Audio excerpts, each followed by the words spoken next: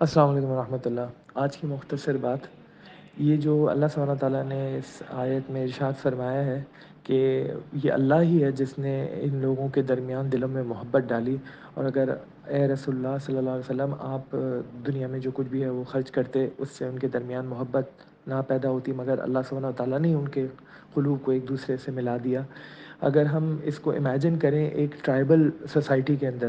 تو آپ کو اگر کوئی واقفیت ہو تو آئیڈیا ہوگا کہ کتنا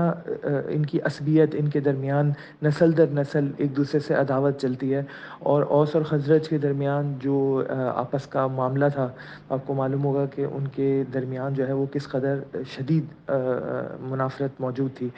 اور اگر آپ لوگ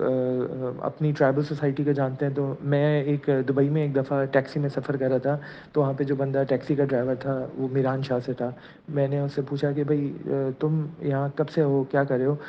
5 سال ہو گئے وہ یہیں پہ ہے، اور جو ہے میں نے بولا تم گاؤں واپس کیوں نہیں جاتے؟ تو اس نے بولا کہ میں گاؤں واپس اس لیے نہیں جا سکتا کیونکہ میرا چاچا نے وہ دوسرا جو قبیلہ ہے اس کے کسی بندے کو مار دیا تھا، تو اس وجہ سے اگر میں واپس جاؤں گا تو میں نہیں بچوں گا۔ تو میں نے بولا اچھا پھر جو ہے وہ اس نے کیوں مارا تھا؟ اس نے کہا کہ اس نے بدلہ لیا تھا۔ تو وہ بھی اسی طریقے کا معاملہ چل رہا تھا، یعنی کہ ان کا نسل در نسل چلتا ہے، اور اس نے بھی یہاں سے پیسے جمع کر کے کراچی جا کر کے کہیں سیٹل ہو جانا تھا، وہ واپس اپنے گاؤں کی طرف جا ہی نہیں سکتا تھا۔ تو اتنا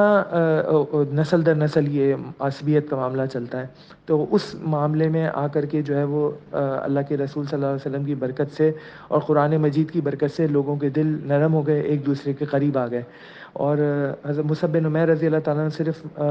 مدینہ منورہ جب گئے تو وہاں پہ انہوں نے صرف اور صرف لوگوں کو قرآن سنایا، اور لوگ ان سے بحث کرنے آتے تھے، لڑنے کے لیے آتے تھے، وہ صرف کہتے تھے تھوڑی دیر میرے پاس بیٹھو، قرآن سنو، میری بات سمجھ میں آئے تو ٹھیک ہے، نہیں تو پھر جو ہے جو تمہارا فیصلہ ہوگا وہ مجھے منظور ہے۔ تو قرآن کی دعوت سن کر کے ان کے دل ایسے مائل ہوتے تھے کہ وہ آپس میں ایسے شیر و شکر بھائی ہو جاتے تھے کہ غزوات میں جو ہے وہ کئی جگہ پہ آیا ہے۔ اور ایک واقعہ تو بہت مشہور ہے کہ جہاں بلب صحابی جو ہے وہ خود پانی پینے کے بجائے کہا کہ بھائی یہ جو فلاں صحابی ہے اس کو پانی دے دو، پھر اس کو پاس پانی لے کے گئے تو دوسرے کو کہا کہ بھائی تم اس کو پانی دے دو، تیسرے کے پاس گئے، اس کے پاس پانی لے کے گئے تو وہ اس کا دم نکل چکا تھا، وہ پہلے کے پاس واپس آئے، دوسرے کے پاس واپس آئے تو سب کے سب شہید ہو چکے تھے۔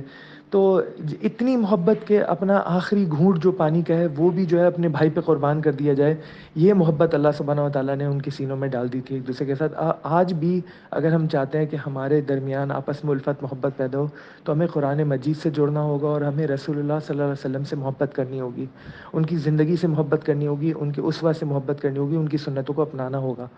تو یہ جو آیت ہے یہ ہمارے قاری صاحب نے مجھے کئی بار کہا کہ اپنے خاندان والوں پہ ضرور پڑھ کے پھونکا کرو کہ جو بھائیوں میں آپس میں محبت الفت رہے، اور آپس میں شیطان جو ہے کوئی توڑ یا کوئی بگاڑ نہ لے کے آ سکے، اور اپنی اولادوں کے اوپر ضرور پڑھ کے پھونکنی چاہیے کہ تاکہ ہمارے مرنے کے بعد بھی یہ آپس میں ایک دوسرے کا حق نہ ماریں، ایک دوسرے کے ساتھ پیار محبت کے ساتھ رہیں اور ایک دوسرے کے دل ملے رہیں۔ اللہ تعالیٰ ہمیں بھی کہنے سننے کے ساتھ عمل کی توفیق نصیب فرمائے۔ اللہ تعالیٰ ہمارے دل میں قرآن کی محبت، اور اللہ تعالیٰ ہمارے دل میں رسول اللہ صلی اللہ علیہ وسلم کی عظمت دل میں لے کے آئے، تاکہ ہم سب آپس میں ایک دوسرے کے بھائی بنیں، اور ایگو کے جو ایشوز ہیں اور جو نفسانی خواہشات کے جو ایشوز ہیں ان کو بالائے طاق رکھ کے ہم ایک دوسرے کے ساتھ محض مسلمان کے طور پہ محبت کریں۔ جزاکم اللہ خیر۔